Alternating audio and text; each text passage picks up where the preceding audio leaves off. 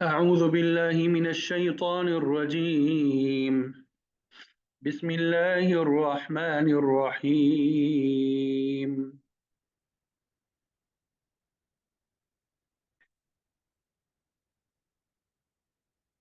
وإذا رأوك إن يتخذونك إلا هزوا أهذا الذي بعث الله رسولا إن كاد ليضلنا عن آلهتنا لولا أن صبرنا عليها وسوف يعلمون حين يرون العذاب من أضل سبيلا أرأيت من اتخذ إلهه هواه أفأنت تكون عليه وكيلا أم تحسب أن أكثرهم يسمعون أو يعقلون إن هم إلا كالأنعام بل هم أضل سبيلا ألم تر إلى ربك كيف مد الظل ولو شاء لجعله ساكنا ثم جعلنا الشمس عليه دليلا ثم قبضناه إلينا قبضا يسيرا وهو الذي جعل لكم الليل لباسا والنوم سباتا وجعل النهار نشورا وهو الذي أرسل الرياح بشرا بين يدي رحمته وأنزلنا من السماء ماء طهورا لنحيي به بلدة ميتا ونسقيه مما خلقنا أنعاما وأناسيا كثيرا ولقد صرفناه بينهم ليذكروا فأبى أكثر الناس إلا كفورا ولو شئنا لبعثنا في كل قرية نذيرا فلا تطع الكافرين وجاهدهم به جهادا كبيرا صدق الله العظيم. الحمدللہ ابھی آپ کے سامنے سورہ فرقان آیت نمبر 41 سے آیت نمبر 52 تک تلاوت کی سعادت حاصل ہوئی. اب سب سے پہلے ان آیات کا ترجمہ آپ کے سامنے بیان کریں گے اور پھر اس کے بعد مفسرین نے جو تفسیر بیان کی ہوگی وہ آپ کے سامنے ذکر کریں گے. لیکن آیت نمبر 40 تک ہم نے ترجمہ پڑھ لیا تھا اور تفسیر آیت نمبر 37 تک ہماری ہو گئی تھی. تو آج آیت نمبر 38 39 اور 40 پہلے ان آیات کی تفسیر بیان کریں گے اور پھر اس کے بعد ابھی جو آیات تلاوت کریں گے اس کی تفسیر ہوگی. وَإِذَا اور جب رَأَوْكَ وہ سب دیکھیں آپ کو إِن يَتَّخِذُونَكَ نہیں وہ سب بناتے آپ کو إِن يَتَّخِذُونَكَ نہیں وہ سب بناتے آپ کو إِلَّا مگر ہُزُوًا مذاق.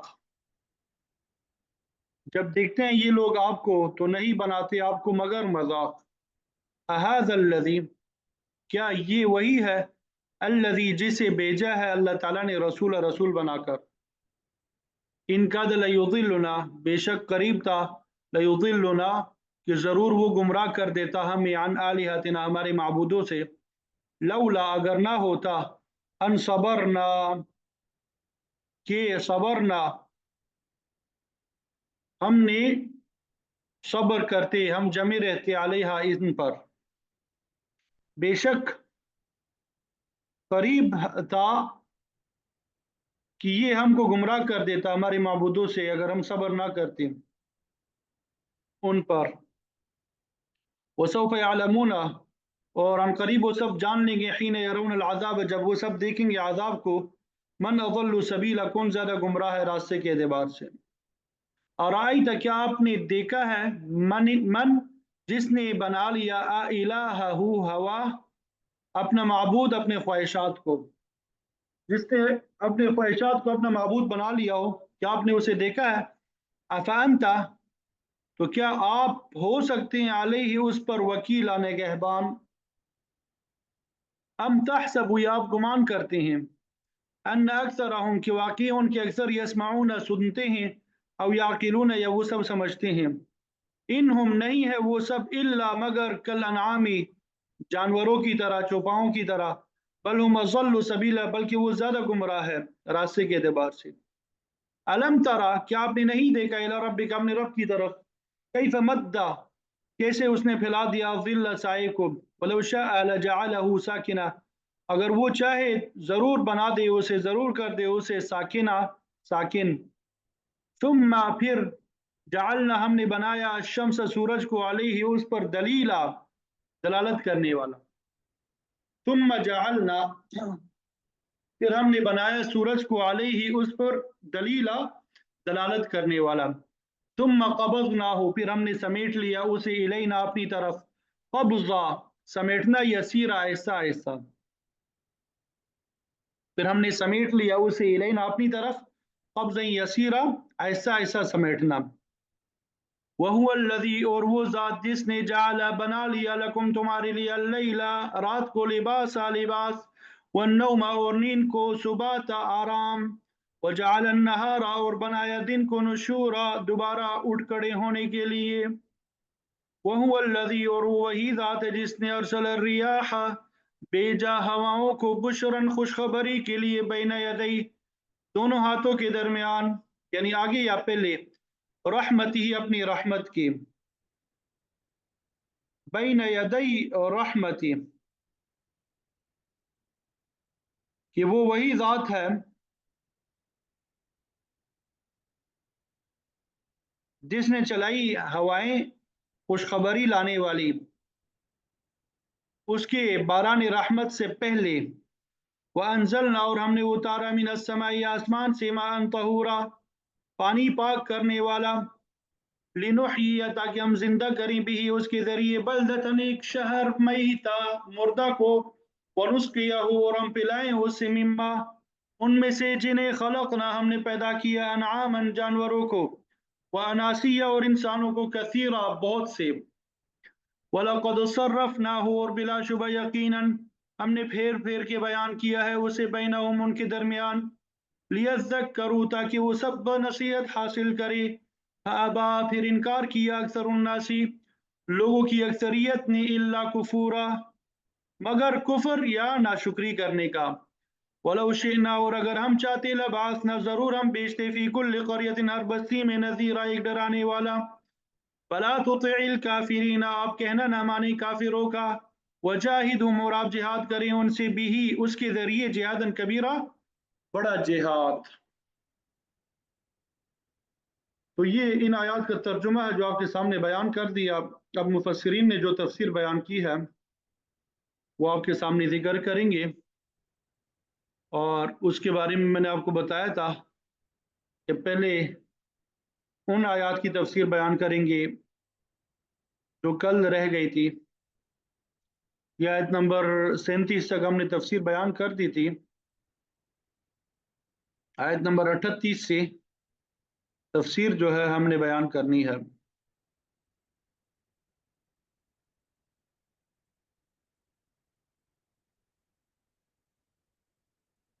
وعادا وثمودا واصحاب الرس وقرونا بین ذلک کثیرا، عاد سمود اقوام کی ہلاکت کا حال بھی آپ دیکھیں کہ ان کو ہم نے کس طرح تباہ و برباد کیا، اور ان قوموں کا حال سورہ اعراف، سورہ ہود اور باقی صورتوں میں مذکور ہے۔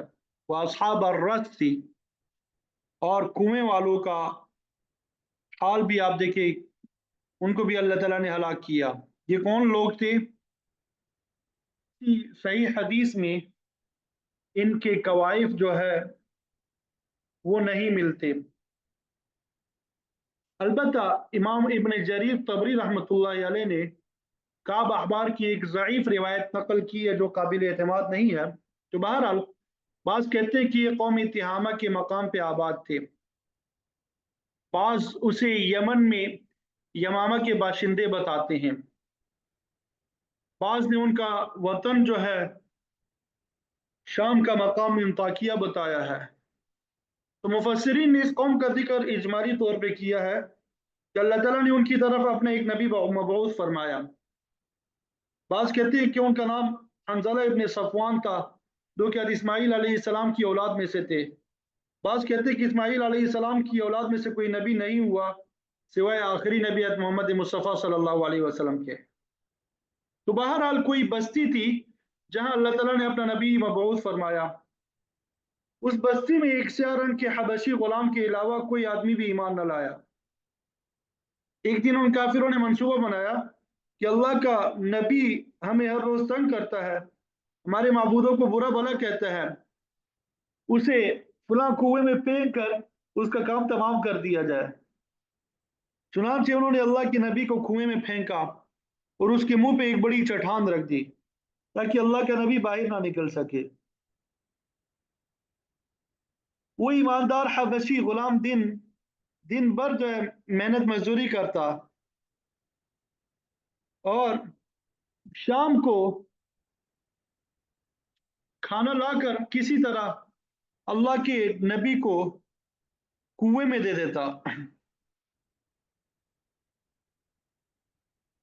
یہ سلسلہ جو ہے کافی دنوں تک چلتا رہا۔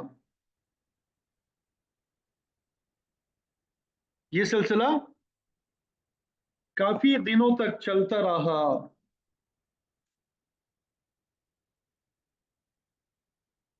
وہ ایماندار حبشی غلام آپ کو شام کے وقت میں کھانا پہنچا دیتا۔ ایک دن اس حبشی نے عرض کیا کہ اگر اجازت ہو تو میں بھی آپ کے پاس کنویں میں آ جاؤں، مگر اللہ کے نبی نے منع کر دیا۔ ایک دن بستی والے کنویں پہ آئے تاکہ دیکھیں اللہ کا نبی زندہ بھی ہے یا نہیں۔ جو ہی انہوں نے چٹان کو ذرا سا سر کا تو آواز دی تو نیچے سے آواز ہے، یا قوم اعبدوا اللہ ما لکم من الہ غیرہ، لوگو صرف اللہ کی عبادت کرو، اس کے علاوہ تمہارا کوئی معبود نہیں ہے۔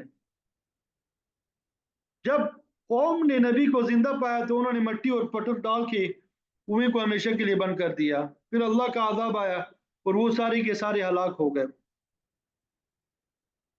بعض مفسرین کہتے ہیں کہ ان لوگوں نے پتھر کو ہٹا دیا تھا، اللہ کے نبی باہر نکل آئے اور وہ لوگ تائب ہو گئے، مگر قرائن سے معلوم ہوتا ہے کہ انہوں نے اللہ کے نبی کو ہلاک ہی کر دیا، کیونکہ یہاں قوموں کی ہلاکت کا حال جو ہے بیان ہو رہا ہے، تو ہلاکت والی بات جو ہے وہ راجع ہے۔ وَقُرُونًا بَيْنَ ذَلِكَ كَثِيرًا، اس کے درمیان ہم نے اور بھی بہت سی قوموں اور جماعتوں کو ہلاک کیا۔ جب انہوں نے اللہ کی نبیوں کی نافرمانی کی، ان کو اذیتیں پہنچائی، اللہ کی توحید کا انکار کیا، تو ان پر بھی تباہی آئی۔ ایسی بعض قوموں اور ان کے انبیاء کا ذکر تورات میں ملتا ہے اور بعض کے حالات قرآن مجید نے بیان کیے ہیں۔ ہم بہت سے ایسے انبیاء اور ان کی قوموں کا حال بالکل بیان نہیں کیا، جیسے سورہ مومن میں ہے کہ ہم نے آپ سے پہلے بہت سے رسول بھیجے ہیں، منہم من قصصنا علیک ومنہم من لم نقصص علیک، ان میں سے بعض کا ذکر ہم نے آپ سے کیا ہے اور بعض کا نہیں۔ تو بہرحال فرمایا کہ ہم نے بعض دیگر قوموں کو بھی تباہ و برباد کیا جنہوں نے اللہ کے نبیوں کی تکذیب کی، تاہم وَكُلًّا ضَرَبْنَا لَهُ الْأَمْثَالَ، سب کے لیے ہم نے مثالیں بیان کی تاکہ وہ سمجھ جائے۔ جب اللہ کا نبی آتا ہے تو وہ اپنی زبان میں خدا کا پیغام لوگوں کے ذہن نشین کرانے کی کوشش کرتا ہے، پورے طریقے سے بات سمجھاتا ہے، لیکن اکثر و بیشتر یہی ہوا کہ لوگوں نے اللہ کے نبی کو جھٹلایا، توحید اور قیامت کا انکار کیا۔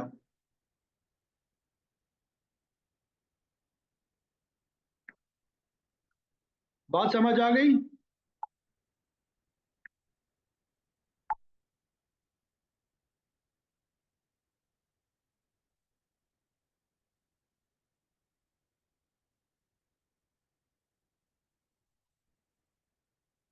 جی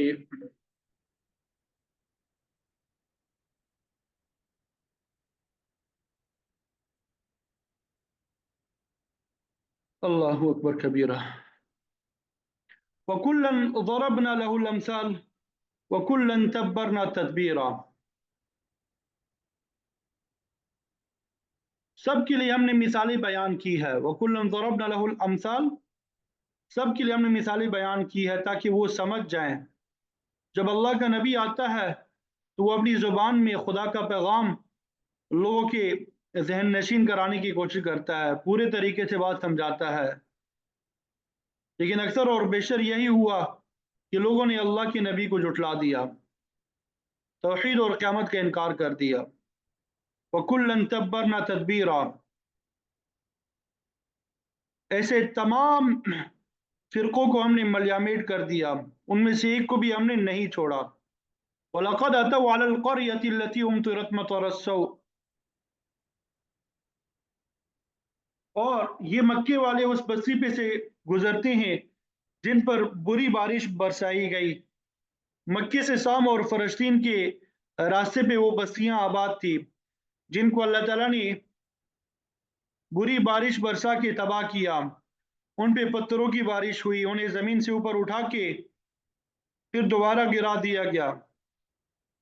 तो मक्के वाले तिजारती सफर पे जाते हैं तो इन उजड़ी हुई बस्तियों का अपनी आंखों से मुशाहदा करते हैं। अफलम यकूनु यरौनहा, क्या ये उनको देखते नहीं है, यानी उनसे इबरत नहीं हासिल करते। इमाम इब्न कसीर और दीगर मुफस्सिरीन लिखते हैं कि यहाँ पे बड़े बड़े 6 शहर आबाद थे और जिनकी आबादी तकरीबन 4 लाख नफूस से ज्यादा पर मुश्तमिल थी।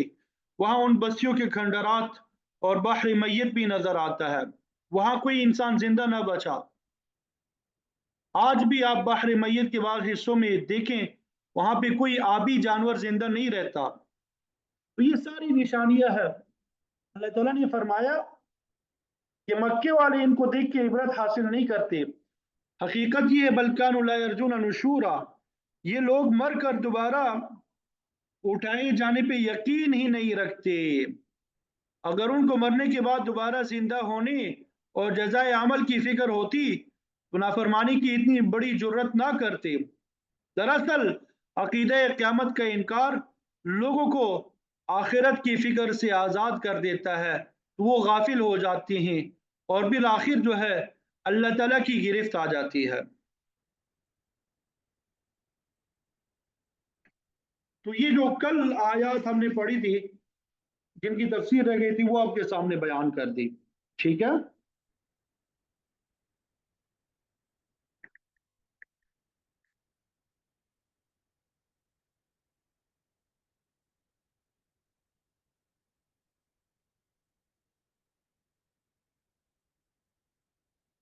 वइज़ा रअौका इन यत्तखिज़ूनका इल्ला हुज़ुवा अहाज़ा अल्लज़ी बअथ अल्लाहु रसूला, आज हमने ये आयत पढ़ी। तो चूंकि इस सूरत में मैंने आपको बताया था ज़्यादातर इनकार रिसालत का मसला बयान किया गया।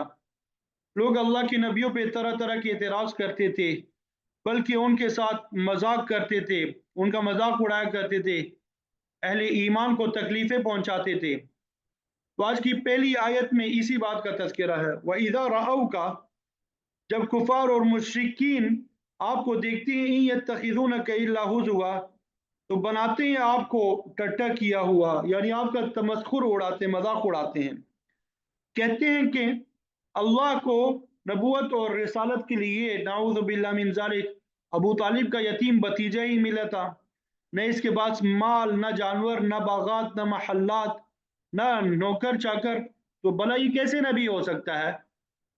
कहते थे आहाद अल्लज़ी बास अल्लाहु रसूला, क्या ये यही वो शख्स है जिसको अल्लाह ने रसूल बना के भेजा है। फिर ये भी कहते थे इनका लयुदिल्लुना अन आलिहतिना, कि करीब था कि ये शख्स हमें हमारे माबूदों से गुमराह कर देता।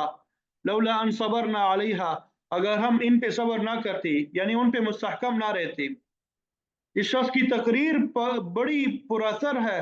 अगर हमारे माबूदों के बारे में हमारा अकीदा ज़रा भी कमज़ोर होता तो ये शख्स हमें बदज़न करके गुमराह कर देता। चुनांचे वो एक दूसरे को अपने माबूदान बातिला पे पुख्तगी इख्तियार करने की तलकीन करते थे। وقالوا لا تذرن آلهتكم ولا تذرن ودا ولا سواعا ولا يغوث ويعوق ونسرا. کہتے تھے اس شخص کے کہنے میں آ کے اپنے معبودوں ود، سواع، یغوث، یعوق اور نصر کو یا نصر کو نہ چھوڑ بیٹھنا، بلکہ ان پہ اپنا عقیدہ مضبوط رکھنا. ہود علیہ السلام نے بھی اپنی قوم سے یہی کہا تھا، یا قوم اعبدوا اللہ ما لکم من الہ غیرہ، لوگو عبادت صرف اللہ کی کرو، اس کے علاوہ تمہارا کوئی معبود نہیں ہے. لیکن قوم نے یہی جواب دیا، وما نحن بتارکی آلہتنا عن قولک، ہم آپ کے کہنے پر اپنے معبودوں کو چھوڑنے کے لیے تیار ہی نہیں ہے. وسوف يعلمون حين يرون العذاب من اضل سبیلا، جب عذاب کو اپنے سامنے دیکھیں گے تو انہیں جلد ہی معلوم ہو جائے گا من اضل سبیلا، کون زیادہ بہکا ہوا ہے راستے کے اعتبار سے. آج تو یہ کہتے ہیں کہ اللہ کا نبی ہمیں معبودوں سے ہٹا کے غلط راستے پہ ڈال رہا ہے، لیکن قیامت کا دن آئے گا اور یہ لوگ مستحق عذاب ٹھہریں گے تو پھر انہیں معلوم ہوگا کہ غلط راستے پہ کون تھا. اسی سلسلے میں اللہ تعالیٰ نے مشرکین کی ایک بہت بڑی قباحت کا ذکر کیا ہے کہ خواہشات نفسانی کے پیچھے چلنا اس کو معبود بنا لینے کے مترادف ہے. یہ بیماری انسانوں میں ابتدا سے چلی آ رہی ہے، اب بھی ہے اور تا قیام قیامت موجود رہے گی. حق اور باطل میں امتیاز نہ کرنا، خواہش نفس کو پورا کرنا. اکثر بیشتر لوگ اسی خواہش میں مبتلا ہو کے گمراہ ہو جاتے ہیں اور پھر جدھر خواہش چاہتی ہے ادھر ہی چلتے رہتے ہیں. یہ بات اللہ تعالیٰ نے یہاں پر اس طرح بیان فرمائی، ارأیت من اتخذ الہہ ہوا، کیا آپ نے اس شخص کی طرف دیکھا ہے جس نے اپنی خواہش کو ہی اپنا معبود بنا رکھا ہے. یہاں پہ الہ کو مقدم اور ہوا کو مؤخر کیا گیا. مفسرین فرماتے ہیں کہ یہ ترکیب بات میں زور پیدا کرنے کے لیے استعمال کی گئی ہے. اس کا مطلب یہ ہے کہ ایسے لوگوں کے نزدیک صرف خواہش ہی ان کا معبود ہے، جدھر خواہش جاتی ہے ادھر ہی وہ جاتے ہیں. ان کے نزدیک حق اور باطل میں امتیاز کرنے والی اور کوئی چیز نہیں ہے.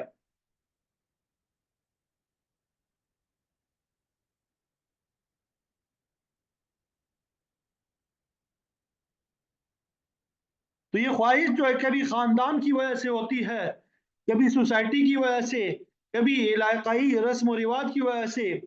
لوگ قانون کی پابندی کے پرواہ کے بغیر اسی خواہش کے پیچھے چلنے لگتے ہیں. نتیجہ یہ ہوتا ہے کہ انسان ہلاکت کی گڑی میں گرتا ہے.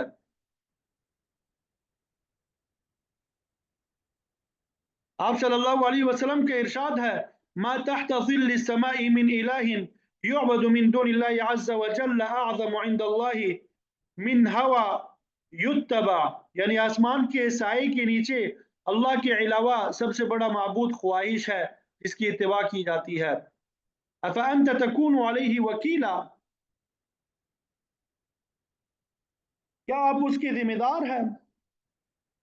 مطلب یہ کہ خواہش کی پجاریوں کی ذمہ داری آپ پر نہیں آتی، بلکہ اللہ تعالیٰ یہ خود ان سے قیامت کے دن نپٹ لے گا، ان سے وہی سلوک کرے گا جس کے لیے لوگ مستحق ہے.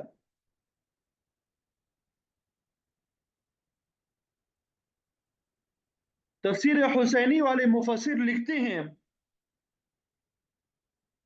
کہ آدم اور حوا کے ملاپ سے انسان پیدا ہوا، اور جب شیطان کا ملاپ دنیا سے ہوا تو اس سے خواہش پیدا ہوئی.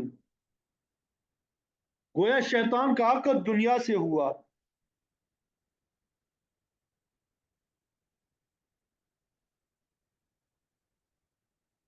اس بات کو کسی شاعر نے اس طرح بیان کیا ہے، انی بلیت باربع ما سلط الا لعظم بلیتی وشقائی، ابلیس والدنیا ونفسی والہوى کیف الخلاص وکلہم اعدائی. میری آزمائش اور شقاوت کو بڑا بنانے کے لیے مجھے 4 چیزوں سے آزمایا گیا، یعنی یہ چیزیں مجھ پہ مسلط کی گئی، ابلیس، دنیا، نفس اور خواہش. یہ ساری چیزیں انسان کی دشمن ہے جو اسے حق کے راستے سے بہکاتی ہے. ابلیس نے تو شروع سے ہی وعدہ کیے رکھا ہے کہ وہ انسان کو قیامت تک گمراہ کرتا رہے گا. دنیا بھی ہمیشہ انسانوں کو اپنی طرف راغب کر کے غفلت میں مبتلا کرتی ہے. नफ्स के बारे में कुरान मजीद में मौजूद है, इन्न नफ्स लअम्मारतुम बिस्सू, इंसान का नफ्स उसे हमेशा बुराई की तरफ रागिब करता है। अगर उस पर काबू पा लिया जाए तो फिर ये नफ्स लवामा और नफ्स मुतमइन्ना बनता है। और ख्वाहिश एक ऐसी चीज है जिसे इंसान उलूहियत का दर्जा दे देता है और फिर उसी के पीछे चलता रहता है। तो बहरहाल ख्वाहिश के पीछे लग कर लोग गुमराह होते हैं। तो फरमाया, क्या आपने इस शख्स की तरफ नहीं देखा जिसने ख्वाहिश ही को अपना माबूद बना रखा है। तो कानून की पाबंदी जो है हर मुकल्लफ के लिए बहुत जरूरी है, मगर उस पाबंदी के खिलाफ वर्जी करने वाली अव्वलीन चीज जो है ये वो इंसान की ख्वाहिश है। जब इंसान अपनी ख्वाहिश के पीछे चल निकलता है तो फिर वो कानून की कुछ परवाह नहीं करता, बल्कि वही कुछ करता है जो उसकी ख्वाहिश होती है। इमाम शाह वलीउल्लाह मुहद्दिस देहलवी रहमतुल्लाह अलैह अपनी हिकमत के मुताबिक बयान करते हैं कि कानून की पाबंदी के बगैर इंसान जो है वो बड़े मकाम तक नहीं पहुंच सकता। अक्सर जो है कानून की लोग खिलाफ वर्जी करते हैं। कुरान मजीद में अल्लाह ताला ने कानून की पाबंदी की सख्त ताकीद फरमाई है। या अय्युहल्लज़ीना आमनू कुलू मिन तय्यिबाति मा रज़क़नाकुम, ऐ लोगो हमारी अता करता रोजी में से पाक चीजें खाओ। या अय्युहन्नासु अबुदू रब्बकुम, लोगो इबादत सिर्फ अल्लाह की करो, उसके अलावा किसी की इबादत ना करो। अपने अकीदे को पाक रखो। जब तक अकीदा पाक नहीं होगा, अखलाक और अमाल जो है वो पाक नहीं होंगे। जिसकी फिक्र पाक नहीं है उसका जहन, रूह, दिल और दिमाग जो है वो पाक नहीं है। इसीलिए अल्लाह ताला ने फरमाया, इन्नमल मुशरिकून नजस, मुशरिक लोग सरापा नापाक है, क्योंकि उनकी फिक्र में शिर की मिलावट है। अल्लाह ताला ने यह भी फरमाया, फज्तनिबुर रिज्स मिनल औसान, बुत परस्ती की गंदगी से बचो कि ये भी निजासत है। तो कानून की पाबंदी के बगैर इंसान तरक्की की मनाजिल तय नहीं कर सकता, बल्कि हमेशा तनज़ुल का शिकार रहता है। इसीलिए अल्लाह ने फरमाया, वला तत्तबिउ खुतुवात शैतान, शैतान के नक्शे कदम पे ना चलना, कि यही ख्वाहिश की पैरवी है। जिसके बारे में फरमाया कि लोग ख्वाहिश को ही अपना माबूद बना लेते हैं। हम तहसबु अन्ना अक्सरहुम यस्मऊन औ याक़िलून, क्या आप गुमान करते हैं कि इन मुशरिकों में से अक्सर लोग सुनते हैं या समझते हैं। फरमाया, नहीं, इनहुम इल्ला कल अनआम, ये तो जानवरों की तरह है। बल हुम अदल्लु सबीला, बल्कि ये तो उनसे भी ज्यादा गुमराह है। बेअक्ल लोगों के जानवरों से भी बदतर होने की दलील ये है कि जानवरों में तो अल्लाह ताला ने अक्ल का मादा ही नहीं रखा, जबकि इंसान को अक्ल और शऊर जैसा बेहतरीन जौहर अता किया, जिसके जरिए वो हक और बातिल में इम्तियाज कर सकता है। जानवर तो ज्यादा से ज्यादा जहल बसीत में मुब्तला होंगे कि उन्हें शऊर ही नहीं, मगर काफिर और मुशरिक जहल मुरक्कब का शिकार है, जो सही को गलत और गलत को सही करार देते हैं। ये लोग हिदायत को गुमराही से ताबीर कर रहे हैं और गुमराही को हिदायत समझ रहे हैं। तो ये बड़ी खतरनाक रविश है। अल्लाह ताला ने फरमाया कि ये लोग जानवरों से भी ज्यादा गुमराह है। जानवर ऐसी मखलूक है जो अपने मालिक और मोहसिन को पहचानती है, उसका हुक्म मानती है। किसी भी खिदमत गुजार जानवर को आवाज दो तो वो फौरन मुतवज्जे होता है। जानवर खिलाने पिलाने वाले मालिक क्या कारिंदे की आवाज पे छोंक पड़ता है, मगर काफिर और मुशरिक अशरफुल मखलूक़ात का फर्द होने के बावजूद अपने हकीकी मालिक और मोहसिन हकीकी को जरा नहीं पहचानता, न ही उसकी आवाज पे लब्बैक कहता है।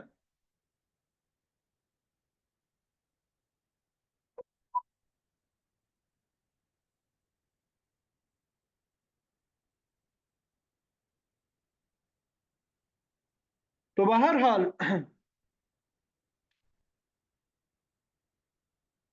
कि जानवरों में भी इतना शऊर है कि वो अपने मोहसिन को पहचानते हैं, लेकिन इंसान जानवरों से भी गया गुजरा है जो अपने हकीकी मोहसिन को नहीं पहचानता, बल्कि या तो उसका इनकार करके काफिर बन जाता है और या फिर गैरों के दरवाजे पे दस्तक दे के मुशरिक हो जाता है। जानवर बेशऊर हो के भी अपना मकसद हयात पूरा कर रहा है, जबकि इंसान इंसान हो के भी अपने मकसद हयात से गाफिल है। इसीलिए फरमाया कि जो लोग अपनी ख्वाहिश को ही अपना माबूद बना लेते हैं वो हकीकी माबूद से कट जाते हैं। ऐसे लोग जो है जानवरों से भी बदतर है, ऐसे लोग जानवरों से भी बदतर है।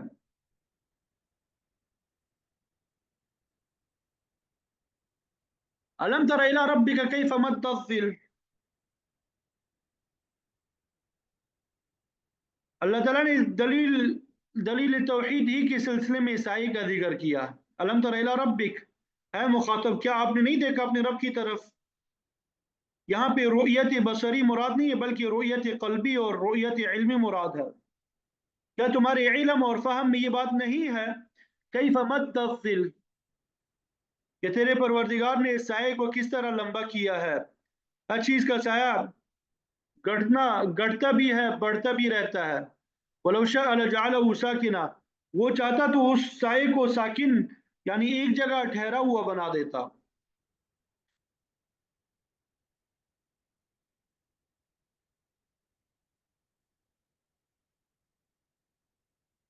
हर चीज का साया जो है घटने बढ़ने की बजाय हमेशा एक ही हालत पे कायम रहता। गोया साये में कमी बेशी दलील कुदरत खुदावंदी है। फिर फरमाया सुम्मा जअलना शम्स अलैहि दलीला कि हमने सूरज को उस पर राह बतलाने वाला बनाया है। सूरज की रोशनी की वजह से चीजों के साये बनते हैं, आगे पीछे होते हैं। गोया साये का घटना और बढ़ना सूरज पे मौकूफ है। जब सूरज तुलू होता है तो हर चीज का साया मगरिब की तरफ फैलता है। फिर जो जो सूरज ऊपर की तरफ आता है साया जो है घटता चला जाता है हत्ता कि आयन दोपहर के वक्त साया अपने असल के साथ आके मिल जाता है। फिर जब सूरज मगरिब की तरफ सफर शुरू करता है तो साया मशरिक की तरफ फैलना शुरू हो जाता है। गुरूब शम्स के साथ ही साया भी गायब हो जाता है। तो साये का वजूद सूरज के साथ मुतालिक है। तो कुरान और सुन्नत में साये का जिक्र कसरत के साथ किया गया। ये साया भी दलाइल कुदरत में से है। बाज़ हालात में साया तकलीफ दह साबित होता है, बाज़ हालात में ये एक नेमत होता है। धूप और शदीद गर्मी में इंसान किसी दरख्त पहाड़ या दीवार के साये को तलाश कर रहा होता है। आप सल्लल्लाहु अलैहि वसल्लम का फरमान मौजूद है कि जब मुजाहिद जिहाद के लिए जाते हैं तो उस वक्त बेहतरीन सदका ज़िल्लु फुस्तातिन, खेमे का साया है। मुजाहिदीन को खेमा मुहैया कर देना जिसे वो दौरान सफ़र हज़र साये के तौर पर इस्तेमाल कर सके, ये बहुत बड़ी नेकी है। साये का जिक्र दोज़खियों के सज़ा के सिलसिले में भी आता है। फी समूम व हमीम व ज़िल्लिम मिन यहमूम, उनके लिए तुंद और तेज हवा, सख्त तपिश होगी, नीज धुएं का साया होगा जो बहुत ही तकलीफ दे होगा। जिस तरह हाइड्रोजन बम से जहरीला धुआं निकल के तबाही फैलाता है, इसी तरह दोज़खियों के लिए भी निहायत ही मोहलिक धुएं का साया होगा।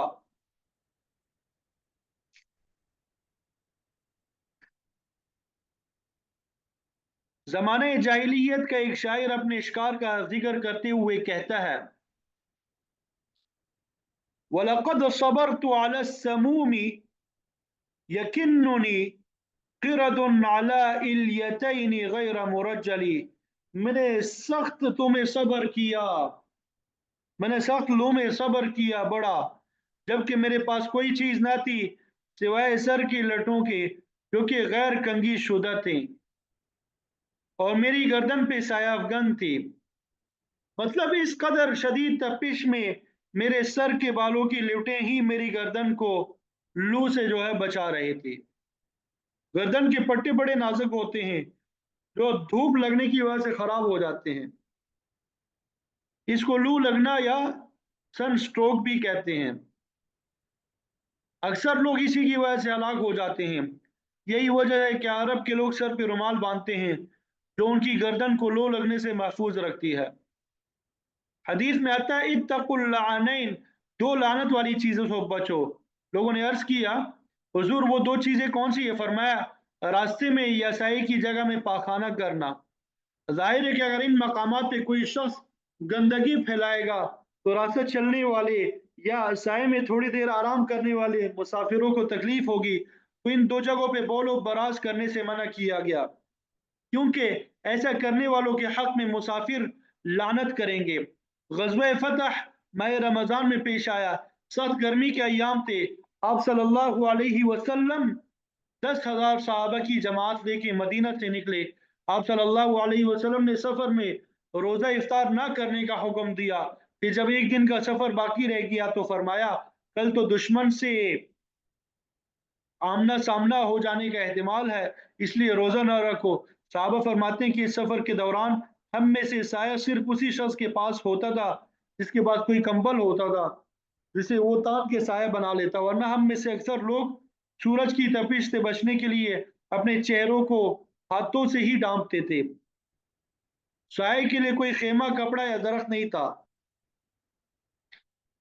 موسم گرما میں جہاں سایہ راحت کا باعث ہوتا ہے، سخت سردی میں سایہ جو ہے تکلیف کا باعث بھی ہوتا ہے۔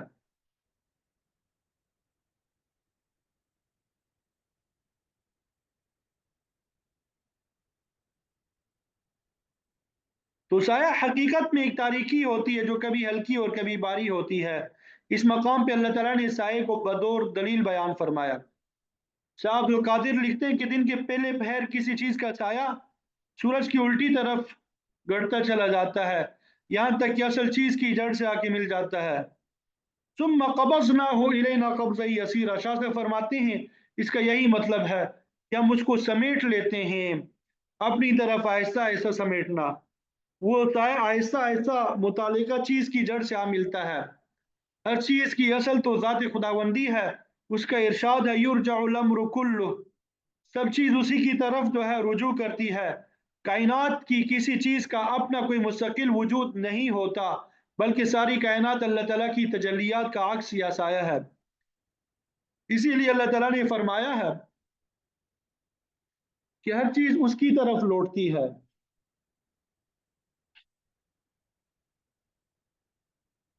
بہرحال فرمایا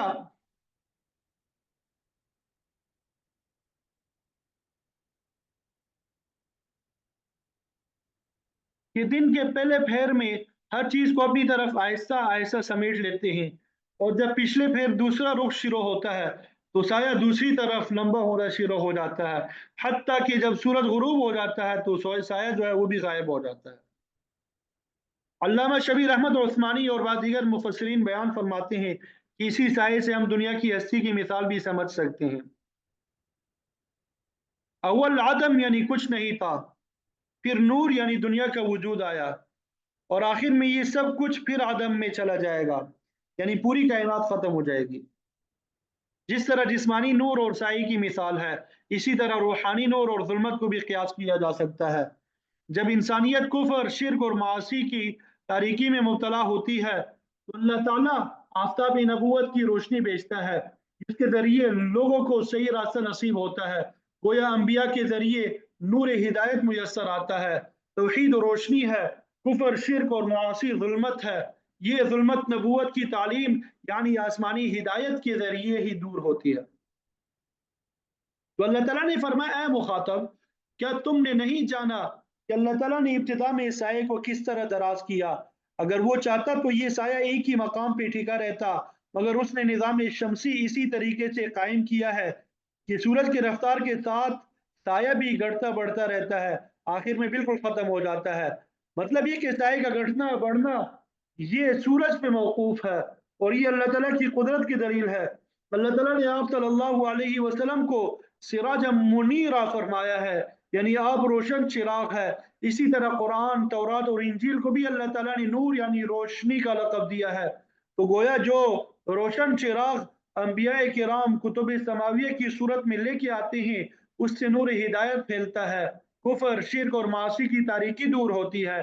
تو گویا یہ سایہ ایک طرف اللہ تعالیٰ کی توحید کی دلیل ہے، دوسری طرف نبوت کی دلیل بھی بنتی ہے کہ نور نبوت کی بدولت ہی دنیا سے تاریکی دور ہوتی ہے۔ آگے پھر اللہ تعالیٰ نے مزید تین چیزوں کو اپنی قدرت اور وحدانیت کی دلیل کے طور پہ بیان کیا ہے۔ وَهُوَ الَّذِي جَعَلَ لَكُمُ اللَّيْلَ لِبَاسًا، اللہ تعالیٰ کی ذات وہی ہے جس نے رات کو تمہارے لیے بمنزلہ لباس کے بنایا ہے۔ لباس سے انسان کو دو فوائد حاصل ہوتے ہیں۔ एक तो जीनत और दूसरा पर्दा। अल्लाह ताला ने कुरान मजीद में लिबास की हिकमत इस तरह बयान फरमाई है, या बनी आदम क़द अंज़लना अलैकुम लिबासन युवारी सौआतिकुम वरीशा। ए आदम के बेटो, हमने तुम पे लिबास नाजिल किया जो तुम्हारे लिए पर्दा पोशी करता है और जीनत का भी बाइस है। जब भी यह आम मकूला है, अन्नास बिल लिबास, के लोग लिबास पहन कर ही अच्छे लगते हैं, जबकि बरंगी एक आयब है। बेलिबास होना ये एक आयब है। शाह साहब फरमाते हैं कि तमाम मुतमद्दिन दुनिया के लोग, चाहे वो किसी भी मजहब, मसलक या फिरके से ताल्लुक रखते हों, इस बात पे मुत्तफिक है कि लिबास जो है जीनत का बायस है और बेलिबासी ये आयब है, वरना इंसान जानवरों की तरह होता है। अल्लाह ताला ने लिबास नाजिल करके इंसान को शरफ बख्शा है। गोया जिस तरह इंसान लिबास पहन के आराम पकड़ते हैं, इसी तरह रात भी लोगों के लिए आराम और सुकून का बायस होती है। फिर अल्लाह ताला ने नींद के बारे में फरमाया, वन्नौम सुबाता, कि हमने नींद को आराम का जरिया बनाया। इंसानी सेहत के लिए नींद जो है बहुत जरूरी है। डॉक्टर हजरात के मुताबिक दिन रात में 7 या 8 घंटे जो है सोना जरूरी है। ये कम बेश भी होता है अक्सर डॉक्टरों के इख्तलाफ की वजह से। अगर कई दिन तक नींद ना आए तो दिमाग में खुश्की पैदा होके इंसान जो है शदीद किस्म की बीमारी में मुब्तला हो सकता है। जब नींद आती है तो इंसान की तहलील शुदा कुव्वतें बहाल हो जाती है, वो ताजदम होके दोबारा काम काज के काबिल होता है। तो बहरहाल फरमाया कि अल्लाह ताला ने रात को तुम्हारे लिए जीनत और पर्दा पोशी का जरिया बनाया, नींद को आराम और इस्तराहत का सबब बनाया, वजअल अन्नहार नुशूरा, और दिन को उठ के बाहर निकलने का जरिया बनाया है। ये अल्लाह ताला की कुदरत के दलाइल है कि अगर इंसान दिन रात के इस निज़ाम पर ही गौर करे तो उसे अल्लाह ताला की वहदानियत समझ में आ सकती है। वो जान सकता है कि ये पूरा निज़ाम अल्लाह ताला ही का कायम किया हुआ है, इसमें किसी दूसरे का कोई दखल नहीं है।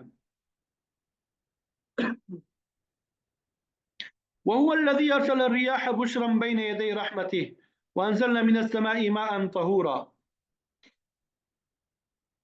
दलाइल कुदरत ही की ज़िमन में अल्लाह ताला ने हवा और पानी का जिक्र भी फरमाया है।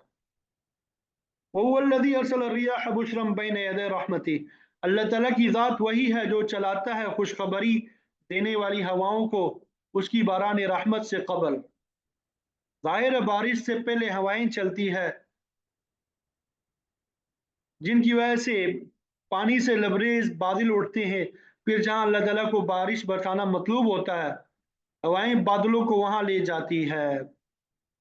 इन हवाओं को देखकर ही इंसान पर उम्मीद होते हैं कि अब अल्लाह ताला की रहमत बारिश की सूरत में नाजिल होगी और इस खित्ते की खुश्कसाली जो है वो दूर हो जाएगी। इंसानों और जानवरों की हयात का सामान होगा। खेतियां और दरख्त फल पैदा करेंगे, घास फूस होगा और इस तरह इंसानों और जानवरों के लिए खाने पीने का इंतजाम होगा। गोया ये हवाएं हैं जो बारिश की आमद से पहले बारिश की खुशखबरी देती हैं। वअंज़लना मिनस समाई माअ, और हमने आसमान की तरफ से पानी उतारा। आसमान का इतलाक बादल, फजा, हवा और हर बुलंदी पे होता है। बज़ाहिर तो पानी अल्लाह ताला बादलों में से उतारता है, मगर ये सिर्फ बादलों का कमाल नहीं बल्कि इसमें अल्लाह ताला का हुक्म भी शामिल होता है। क्योंकि बारान रहमत की नुज़ूल का फैसला ऊपर होता है, इसलिए उसकी नुज़ूल को आसमान की तरफ मंसूब किया गया है। हमने आसमान की तरफ से पानी उतारा, हमने आसमान की तरफ से पानी उतारा जो कि तहूरा, खुद पाक है और दूसरी चीज को पाक करता है। चुनांचे पानी के अलावा किसी दूसरी चीज से तारत हासिल नहीं की जा सकती। मिसाल के तौर पे दूध है, अर्क है, पेट्रोल है, यानी ये सब खुद पाक चीजें हैं, लेकिन इनके जरिए दूसरी चीजों को पाक नहीं किया जा सकता। हाँ, फुकहाए किराम फरमाते हैं कि इन चीजों को इजाले निजात के लिए बहुत ही मजबूरी इस्तेमाल किया जा सकता है।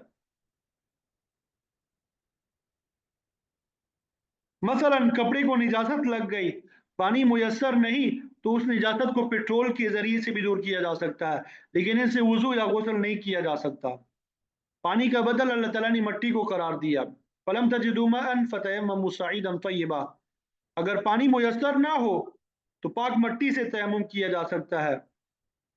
जो वुजू या गुस्ल का बदल होगा, तहम जो ही पानी मुयस्सर आ जाए वुजू या गुस्ल जरूरी हो जाएगा। तुहूर मुबालगे का सीगा है, तहूर यानी ये पानी खुद पाक है और दूसरी चीजों को पाक करने वाला है। हम रोजमर्रा कपड़े, बर्तन, जिस्म, फर्श, घर से हर चीज पानी ही से पाक साफ करते हैं। यही इसकी सिफत है। हालांकि अल्लाह ताला ने पानी की हिकमत भी बयान फरमाई कि अल्लाह ताला की ये नेमत इंसान, हैवान और नबातात की बुनियादी ज़रूरियात में शामिल है। अल्लाह ताला ने इसको बकाए हयात का जरिया बनाया है। चुनांचे इरशाद होता है कि हमने पाकीज़ा पानी को नाजिल फरमाया, लिनुहय्यिय बिही बलदतम मैता, ताकि हम इसके साथ मुर्दा शहर या खुश्क ज़मीन को जिंदा करें। जब ज़मीन बिल्कुल खुश्क होके सब्जा उगाने के काबिल नहीं रहती तो अल्लाह ताला बारान रहमत के जरिए पानी पहुंचाता है। जमीन नरम होकर रोईदगी के काबिल हो जाती है, उसमें सब्जियां, फल और अनाज जो है वो पैदा होता है। पानी का एक फायदा तो ये है कि इससे जमीन सैराब होती है। वनुस्कियहु मिम्मा खलकना अनआमा व अनासिया कसीरा। दूसरा ये कि ताकि हम पिलाएं ये पानी अपने पैदा करदा मवेशियों और बहुत से इंसानों को, जैसा कि पहले अर्ज किया कि पानी इंसानों, हैवानों और नबातात के लिए बुनियादी जरूरत है। नबातात का जिक्र आयत के पहले हिस्से में हुआ कि पानी के जरिए हम मुर्दा जमीन को जिंदगी बख्शते हैं। इंसानों और हैवानों का जिक्र इस हिस्से आयत में आ गया है कि ये दोनों अनवा पानी के मोहताज है। अगरचे पानी की ज़रूरत हर किस्म के हैवानात के लिए मुसल्लम है, लेकिन यहाँ पे मवेशियों का जिक्र इंसानों की मुनासिबत से किया है कि इनको पानी की बहुत ज़्यादा ज़रूरत होती है, क्योंकि ये मवेशी इंसान से ज़्यादा मानूस है, इंसान के खादिम है, इंसान इनका दूध पीते हैं। सूरह माइदा में इनको बहीमतुल अनाम यानी चौपाई जानवर कहा गया और सूरह अनाम में इनकी तफसील बयान की गई है कि ये समानियत अज़वाज यानी 8 जोड़े हैं। इनमें भेड़, बकरी, गाय और ऊंट के नर और मादा शामिल है। तमाम बाकी तमाम जानवरों, दरिंदों, परिंदों और कीड़े मकोड़ों को भी पानी की ज़रूरत है। उनकी ज़िंदगी का इन्हिसार भी पानी पर है। अलबत्ता बाज़ जानवर ऐसे हैं जिन्हें पानी की फौरी ज़रूरत नहीं पड़ती।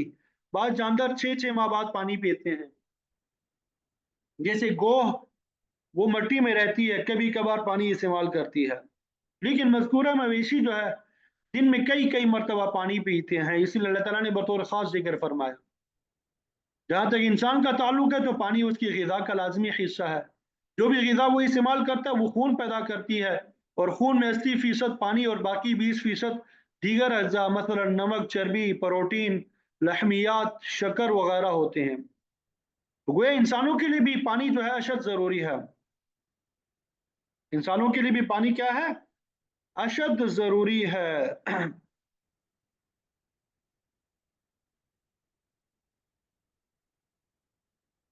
तो इंसान के लिए सबसे ज़रूरी चीज़ हवा है। उसके बगैर इंसान चंद लम्हे के लिए भी ज़िंदा नहीं रह सकता। उसके बाद दूसरे नंबर पे पानी है। अल्लाह ताला ने उसको भी वाफर मिकदार में पैदा किया। ये ऐसी बुनियादी ज़रूरत है जो मुफ्त मुहैया होनी चाहिए। हर हुकूमत का फ़र्ज़ है कि वो इंसानों और जानवरों के लिए पानी की फ्री सप्लाई का बंदोबस्त करे। हवा और पानी के बाद ग़िज़ा ज़रूरी है जिसके हसूल के लिए मेहनत करना पड़ती है। फिर लिबास और रहाइश का हसूल है, ये भी जद्दोजहद के बगैर हासिल नहीं होता। इंसान की बुनियादी ज़रूरियात में सेहत भी शामिल है। हर एक को मुनासिब इलाज और मुआलजे की सहूलत हासिल होनी चाहिए। तालीम भी कम अज़ कम इतनी तो लाजमी है कि इंसान को अपने फ़राइज़ का इल्म हो सके। हर इंसान पे ये फ़र्ज़ आइन का दर्जा रखती है। तो पानी इंसान की बुनियादी ज़रूरियात में शामिल है, लेकिन अक्सर लोग इसकी कदर नहीं करते, इसे ज़ाय कर देते हैं। पानी की कदर उन इलाकों में है जहाँ ये मुश्किल से दस्याब होता है। तो जहाँ पानी वाफर मिकदार में दस्याब हो उसकी कदर करनी चाहिए, और जहाँ नायाब है वहाँ मुहैया करना हुकूमत की जिम्मेदारी है। वलक़द सर्रफ़ना बैनहुम लियज़्ज़क्करू, हमने पानी को मुख्तलिफ तबक़ात में तकसीम किया है। यानी पानी की फराहमी को तमाम खित्तों में यकसान नहीं रखा, बल्कि कहीं बहुत ज़्यादा मौजूद है, कहीं मशक्क़त से हासिल होता है, कहीं बिल्कुल नायाब है। ज़ेरे ज़मीन पानी आमतौर पर मीठा होता है, लेकिन बाज़ इलाकों में कारी भी है। बारिश, नदी, नाले और दरियाओं का पानी इंसानी ज़िंदगी में इस्तेमाल होता है, मगर खारी पानी तमाम मामूलात में इस्तेमाल नहीं हो सकता। بعض جگہوں میں پانی بالکل کڑوا ہے جو نہ کسی چیز کے کام آتا ہے، پینے کے کام بھی نہیں آتا، کھیتی باڑی کے کام بھی نہیں آتا۔ پانی کا سب سے بڑا ذخیرہ سمندر ہے لیکن وہ پینے کے قابل نہیں ہے۔ بڑے بڑے صحراؤں میں پانی بالکل نایاب ہے، اب جدید دور میں سمندر کے پانی کو صاف کر کے قابل استعمال بنایا جا رہا ہے، لیکن اس پہ بہت زیادہ لاگت آتی ہے۔ تو بہر اللہ تعالیٰ نے فرمایا کہ ہم نے پانی کو لوگوں کے درمیان تقسیم کر دیا، لیذکروا، تاکہ وہ نصیحت حاصل کر لے، لیکن حقیقت یہ فابا اکثر الناس الا کفورا، مگر اکثر لوگوں نے انکار کیا، اس نعمت کی ناقدری کی۔ لوگوں کو چاہیے تھا کہ اس نعمت پہ اللہ کا شکر ادا کرتے، مگر انہوں نے نعمت کا حق ادا نہیں کیا۔ اللہ تعالیٰ نے یہ شکوہ بھی کیا ہے۔ کافروں کا ایک اعتراض یہ بھی تھا کہ اللہ تعالیٰ نے ہر بستی اور ہر مقام پہ اپنے رسول کیوں نہیں بھیجے؟ اس کے جواب میں اللہ تعالیٰ نے فرمایا ہے وَلَوْ شِئْنَا لَبَعَثْنَا فِي كُلِّ قَرْيَةٍ نَذِيرًا، اگر ہم چاہتے تو ہر بستی میں ڈرانے والے بھیج دیتے۔ یہ کام ہماری قدرت سے باہر نہیں ہے، مگر یہ ہماری حکمت کے خلاف ہے۔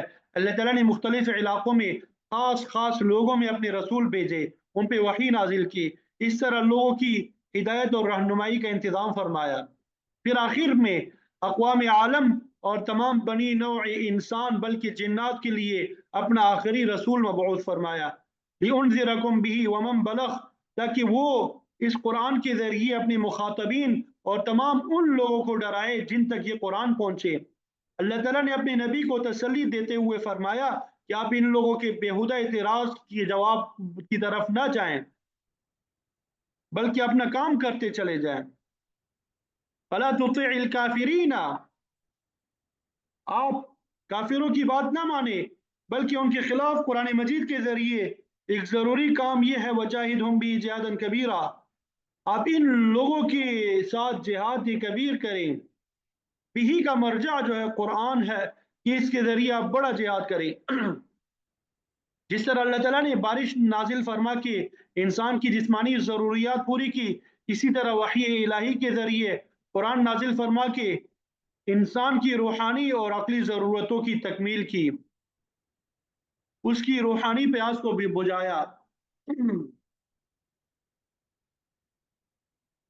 گویا اللہ تعالیٰ نے قرآن نازل فرما کے انسان کی ہدایت کا سامان مہیا فرمایا۔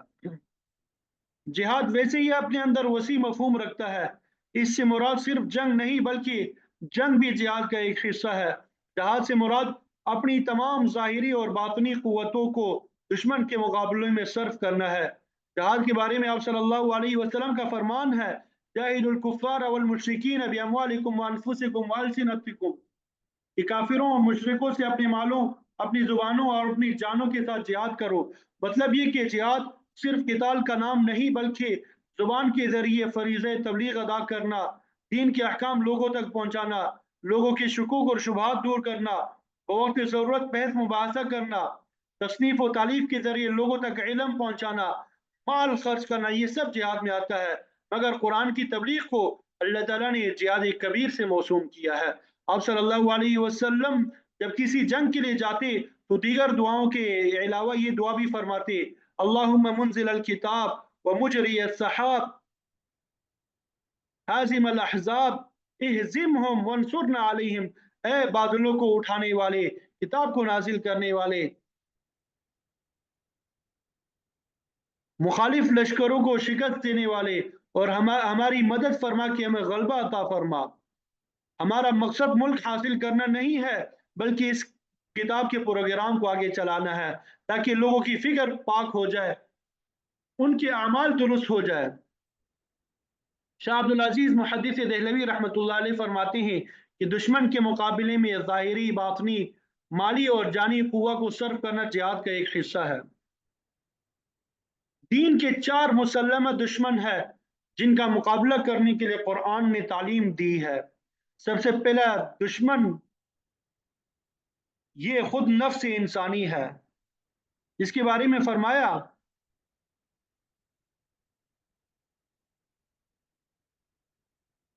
تمہارا بڑا دشمن تمہارا خود نفس ہے جو تمہارے 2 پہلو کے درمیان ہے اور انسان کو ہمیشہ برائی کی طرف راغب کرتا ہے۔ تو نفس کا مقابلہ عبادت اور ریاضت سے ہوتا ہے، जो शख्स इबादत इलाही में मसरूफ होता है उसका नफ्स मगलूब हो जाता है। दीन का दूसरा दुश्मन शैतान है। कुरान ने इसको इन्नहु लकुम अदुव्वुम मुबीन कहा है, यानी ये तुम्हारा खुला दुश्मन है। शैतान का मुकाबला अल्लाह की जिक्र के जरिए से होता है। जब अल्लाह ताला का कसरत से जिक्र करोगे तो शैतान दफा होगा। दीन का तीसरा दुश्मन काफिर है, जो अल्लाह ताला की तौहीद और शरीयत का इनकार करता है, उसको मिटाने की कोशिश करता है।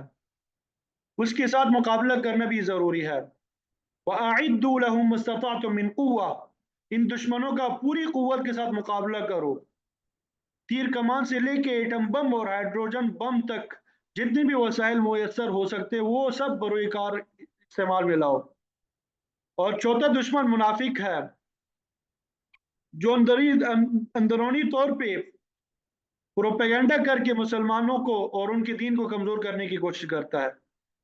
अल्लाह ताला ने फरमाया जाहिदिल कुफ्फार वल मुनाफिकीना वगलुज़ अलैहिम, ऐ पैगंबरों काफिरों और मुनाफिकों से जिहाद करो, उन पे सख्ती करो, उनकी शरारतों और साजिशों को बेनकाब करो, उन्हें खूब रुसवा करो ताकि वो अपनी हरकतों से बाज आ जाए। तो बहरहाल इन चारों दुश्मनान दीन का मुकाबला करना जरूरी है। दुश्मन के खिलाफ जिहाद तो वक्ती तौर पे होता है जो कि बिला आखिर ख़त्म हो जाता है, मगर कुरान के ज़रिए जिस जिहाद का हुक्म दिया गया है वो मुसलसल और दायमी है। जब तक पूरी दुनिया कुफर, शिर्क, बिदात और मासी से पाक ना हो जाए, जब तक लोगों की फिक्र पाक ना हो जाए, जब तक जुल्म और नाइंसाफ़ी का खात्मा ना हो जाए, ये जिहाद जारी रहेगा।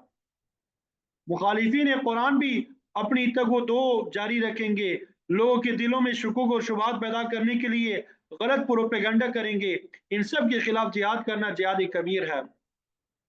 शाह साहब फरमाते हैं कि इन आयात का शान नुज़ूल ये है कि जब तक दुनिया में कुफर, शिर्क, बदअमली और बदअखलाकी पाई जाती है, इनकी इस्लाह करना और तौहीद का परचम बुलंद करना, फिस्क, फुजूर और जहालत को दूर करना, नेकी को फैलाना ये जरूरी है। कुरान की ये आयत चीख चीख कर जिहाद कबीर की दावत दे रही है। जब तक बुराई को खत्म नहीं करोगे तुम कामयाबी हासिल नहीं कर सकते।